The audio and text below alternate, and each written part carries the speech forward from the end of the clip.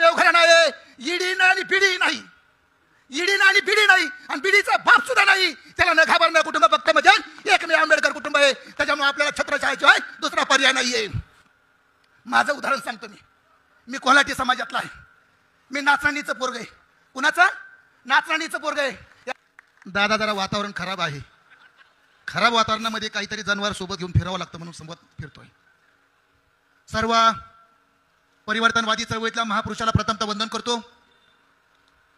देशामध्ये नव्हे, देशाच्या बाहेर साता समुद्राच्या पलीकडे जाऊन ज्या कुटुंबांनी तमाम शोषित, कष्टकरी, दलित, वंचित, ज्या समाजाला कधी सन्मान नव्हता त्या समाजाला सन्मान मिळवून देण्यासाठी ज्यांनी अहोरात्र प्रयत्न केले, अशा ते भारतरत्न डॉक्टर बाबासाहेब आंबेडकरांची ही चौथी पिढी आज आपल्या सगळ्यांच्या सेवेसाठी ह्या ठिकाणी लढती आहे.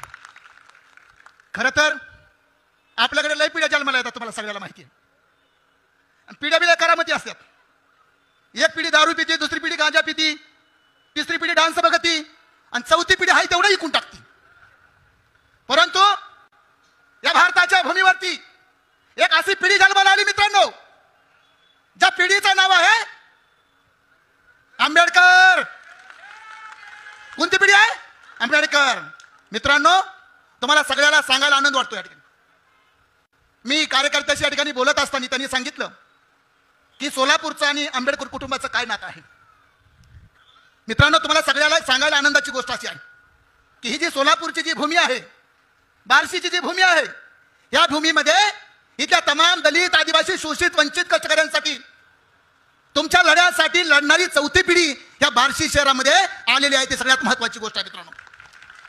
तसं बार्शी शहर म्हणजे लय गडबडीचं शहर आहे. राजकारणामध्ये जुगलबंदी करणारं शहर आहे. सकाळी एका पक्षात, दुपारी एका पक्षानं अंधार पडलं की दुसऱ्या पक्षात. म्हणजे माझ्या जवळचं नातं आहे, कारण मी नगर जिल्ह्यातला आहे. त्याच्यामुळे मला ह्या जिल्ह्यातला, सोलापूर जिल्ह्यातलं सगळं राजकारण माहिती आहे. तुम्ही आज एक सकाळी बातमी ऐकली असेल मित्रांनो, जाणते राजे जे आहेत महाराष्ट्रामधले आपले, ते जाणते राजे म्हणले की माझं वय झालं, आणि वय झाल्यानंतर म्हणले आता अंधार पडायला लागलाय आणि काहीतरी धुराळा होईल, घराला आग लागेल, भूकंप होईल, आणि राजकारणामध्ये माझ्या घराचं नाव संपून जाईल. मग ते म्हणले, जाणते राजे म्हणले की काही करा पण तुम्ही दोघं जण एकत्र या. मित्रांनो, महत्वाची गोष्ट आहे सगळ्यांच्या दृष्टीने. काल लोकसभा झाली, विधानसभा झाली. लोकसभेमध्ये आदरणीय डॉक्टर बाबासाहेब आंबेडकरांनी तमाम महाराष्ट्रामध्ये 42 जातीला, इथल्या वाड्याला, तिरमण्याला, काय करायला, डवऱ्याला, गोसाव्याला, इथल्या कोलाड्याला, मातंगाला, बौद्धाला, तमाम 12 बलुत्यांना एकत्र आणून वंचित बहुजन आघाडीची स्थापना केली. तमाम महाराष्ट्रामध्ये एक वातावरण तयार झालं. त्या वातावरणासोबत तिथल्या राजकारणामध्ये असणारे घरंदाज, वतनदार, कारखानदार यांच्या बुडाला सुरुंग लागला, आणि त्या महाराष्ट्रामधल्या पुढाऱ्याने एक वातावरण निर्माण केलं. ते वातावरण म्हणजे वंचित बहुजन आघाडी बी टीम आहे. काय सांगितलं? वंचित बहुजन आघाडी बी टीम आहे. माझ्या इथल्या पत्रकारांना विनंती आहे, इथल्या पोलिसांना, मधल्या आयबीच्या लोकांना माझी विनंती आहे, इथल्या सगळ्या जातीच्या जमा झालेल्या कार्यकर्त्याला विनंती आहे. आता शरद पवारचे 2 पक्ष आहेत. एक पक्ष काँग्रेस सोबत आहे आणि दुसरा पक्ष भाजप सोबत आहे. आता दोघं जण एकत्र येणार. मित्रांनो, खरं सांगा, आता भाजपच्या बी टीमचा कॅप्टन कोण आहे? शरद पवार. या महाराष्ट्रामधला कलंक आहे, कलंक. तमाम शोषित कष्टकऱ्यांना, इथल्या बहुजनांना, आदिवासींना, भटक्यांना गेली 75 वर्ष ह्या देशामध्ये सत्तेमध्ये न बसून देणाऱ्यापैकी जर सगळ्यात मोठा जोर कोण डॉन असेल तर ते शरद पवार डॉन आहे. मित्रांनो, गोष्ट लक्षात ठेवा. सतत घोयऱ्या सायडासारखा रंग बदलणारा हा पुढारी. मित्रांनो, ही गोष्ट लक्षात ठेवली पाहिजे. का लोकसभेमध्ये मुस्लिम समाज सातत्याने शरद पवारच्या आणि काँग्रेसची पाठराखण करते. काल परदेशी वक्फ बोर्डाचा निकाल लागायचा, मतदान करायचं. काय शरद पवारला काय झेंडू बाम लावला होता काय? शरद पवार साहेबांना काय संडास लागली होती का? शरद पवार लोकसभेमध्ये काय हजर झाले नाही? इथल्या कुरेशी आणि मुस्लिम समाजाला माझा सवाल आहे. उद्याच्या इलेक्शन मध्ये शरद पवारला साहेबांना प्रश्न विचारला पाहिजे. ज्यावेळेस मुस्लिम अडचणीत असतो त्यावेळेस सगळा समाज तुमच्या पाठीमागे उभा राहतो, आणि ज्यावेळेस मुस्लिम साहेबांवरती संकट येतं त्यावेळेस तुम्ही लोकसभेमध्ये जायचं नाकारतात.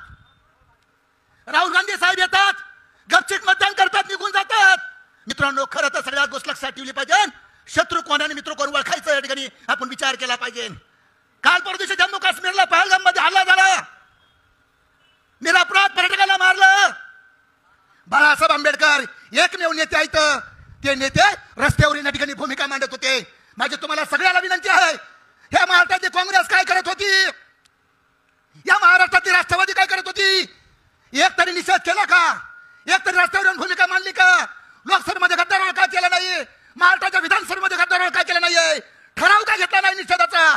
ह्यांची हिंमत नाही बोलायची, कारण हे सगळे पुढारी आमदार खासदार सगळे पक्षाची माणसं ईडीला घाबरतात. साळुंके साहेब, एकदा का ईडीने आवाज उठवला की हे बेजार होते, घराच्या बाहेर पुढारी निघत नाहीये. त्याच्यामुळे मित्रांना माझी विनंती आहे, एकमेव घराणं आहे, ईडी आणि पिढी नाही, ईडी आणि पिढी नाही, आणि पिढीचा बाप सुद्धा नाही. त्याला न घाबरणं कुटुंब फक्त म्हणजे एकमेव आंबेडकर कुटुंब आहे. त्याच्यामुळे आपल्याला छत्रछायाशिवाय दुसरा पर्याय नाहीये. माझं उदाहरण सांगतो. मी कोल्हाटी समाजातला आहे. मी नाचणीचं पोरग आहे. कुणाचं? नाचणीचं पोरग आहे. या पठ्ठ्याला बाळासाहेब आंबेडकरांनी शरद पवारच्या नातूच्या विरोधात उभा केलं होतं मला. अरे वा काळीच, अरे ज्याला बापाचं नाव सांगता येत नाहीये, हे कोल्हाट्याच्या पोराला, नाचणीच्या पोराला शरद पवारच्या नातूच्या विरोधात उभा केला. या पठ्ठ्यानी पण कुस्ती केली त्याच्यासोबत. चारी मुंड्या चित करायला शेवटला आणलं होतं. पण दादा माझ्याकडे पैसे कमी होते. मी जर कारखानदार असतो, मी जर चेअरमन असतो, मी जर पैशावाला असतो, मी जर एखाद्या मोठ्या बागायतदाराचं लिकू असतं, तर आईची शपथ घेऊन सांगतो दादा, भिगवणच्या अलीकडे मी रोहित पवारला येऊन दिलं नसतं. परंतु ही लढाई मोठी आहे. आम्ही गरीब आहोत, आम्ही कष्टकरी आहोत, आम्ही पालातले आहोत, आम्ही भटके आहोत, आम्हाला जमीन नाही, घर नाही, निवारा नाहीये. परंतु आम्ही सातत्याने संघर्ष करणारे माणसं आहोत. आम्ही गुलाम नाही, तर आम्ही लढणारे माणसं आहोत. आमची निष्ठा आहे कुटुंबाची. आम्ही संघर्ष करतो. मित्रांनो, त्या पद्धतीने आपण संघर्ष केला पाहिजे, सत्तेमध्ये गेला पाहिजे. चंद्रशेखर खांब्यासारखं एक लढावून येत आहे, सोमनाथ साळुंकेसारखं एक लढावून येत आहे. दादाची माझी आता रस्त्याने चर्चा चालली होती. मित्रांनो, रात्र वाहिल्याची आहे, हे रात्र वाहिल्याची आहे. याच्यामध्ये आपण सगळ्यांनी या ठिकाणी एक आवाज उठवला पाहिजे. मोहसिनच्या नावावर मला आठवली, सोमनाथ सर, मोहसिनचं नाव आठवलं मला. एक मोहसिन संशयावून मारला, एक मोहसिन संशयावून मारला. पण या मोहसिनला मी विनंती करतो की आता तुम्ही आंबेडकर कुटुंबासोबत आहे, कुठल्या माईचा लाल सुद्धा तुम्हाला हात लावू शकत नाहीये. संघर्षाची तयारी करा. लढाई मोठी आहे. या लढाईमध्ये आपल्याला सगळ्याला खंबीरपणे उभं राहायचं. एवढी त्या ठिकाणी विनंती करतो. या ठिकाणी सोमनाथ सरांना बोलायचंय, दादाला पण बोलायचं, तुम्हाला ऐकायचंय. पण जाता जाता मी एक घोषणा देतो. मला जरा घोषणा द्यायचा नाद नाहीये. सगळ्यांनी हातवर करून द्यायची, बरोबर आहे? थांबा, सोयरे थांबा, सोयरे थांबा, जरा गाडी थांबवा, जरा झेलम थांबवा तुमची जरा थोडी. सगळ्यांनी हातवर करून घोषणा द्यायची. हम सब एक आहे. आपण सगळे 18 पकड जातीचे आहेत ना, बरोबर आहे ना? जरा बारशी भूकंप होऊन द्या, जरा होऊन जाऊन द्या. जोरा दोन हातवर करायचे. जो हातवर करणार नाही त्याला त्याची बायकोची शपथ. ज्याला बायको नसेल त्याला होणाऱ्या बायकोची शपथ, बरोबर ना? तुमच्या बायकोची शपथ घातली. हात दोन्हीवर, दोन्ही हातवर करा. हा, वंचित बहुजन आघाडीचं. मावशी असं म्हणलं कसं मेळ बसायचं? तुमचं तुम्ही बघा म्हणा, मी काय त्याला बघायला आली का? मी मैत्रिणी सोबत आली म्हणा. जोरात स्टेजवरला पण विनंती का बसू नका, ढिलं पडा. वंचित बहुजन आघाडीचं. या अवस्था स्टँडवर गेला. फक्त आमदार आहेत, सभापती आहेत, शेजारी लय मोठे मोठे माणसं बार्शीमध्ये. जोरात तुम्ही पण वंचित बहुजन आघाडीचं. अजून थोडा वाढवा नका करा. वंचित बहुजन आघाडीचं. आता काहीतरी खेळ होण्याच्या मार्गावर आहे. सर्वांना शुभेच्छा. धन्यवाद. जय भीम.